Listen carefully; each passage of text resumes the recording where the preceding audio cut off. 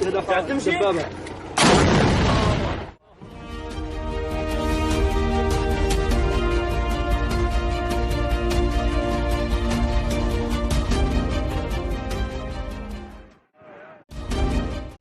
is the Belarusian house in Warsaw, Poland.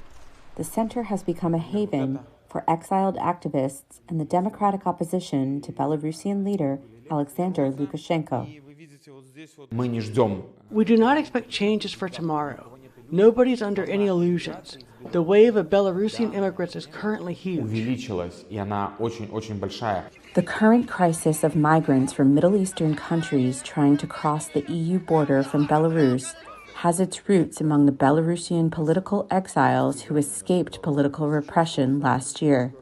They include Pavel Latushko, former Minister of Culture, who sees the Belarusian leader's decision to unleash migrants at the Polish border as an attempt to return to the international scene. Lukashenko is using migrants to achieve two goals. First, escape from political isolation, forcing European leaders to start a dialogue with him.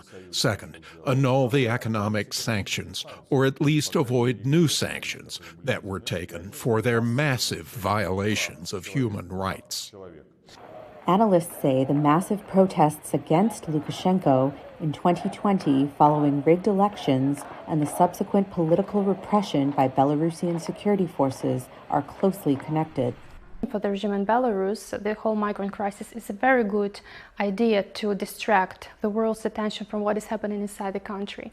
Because still we have a lot of repressions, we have absolutely ridiculous trials, ridiculous sentences, people in jail.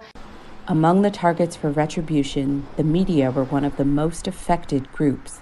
Independent journalists realized they could not report freely on what was happening in the country. More than 100 journalists are in Kiev. More than 100 are here in Warsaw, many in Vilnius. It is easier to find Belarusian journalists abroad than in Belarus.